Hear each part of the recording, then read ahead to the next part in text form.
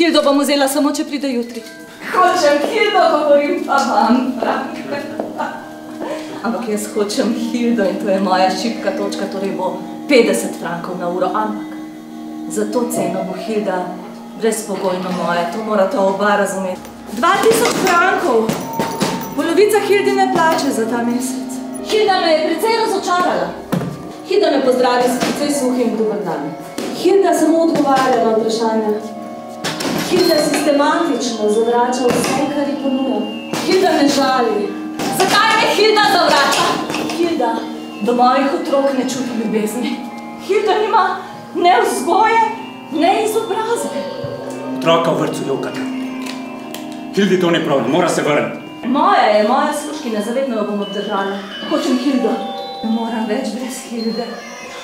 Če bi mi Hilda dala v najem za 60 frankov na uro, bi šlo dodatnih 10 frankov v vaš žep, Frank.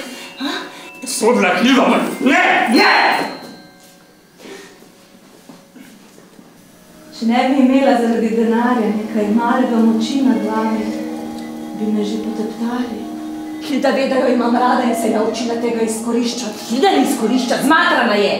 Zmatrana od sovraštva do brz. Hilda bom zavedno obdržala, tudi Hilda brez vrednosti, ne moram več brez Hilde. Sami ste si krivi. Hilda je moja. Prav!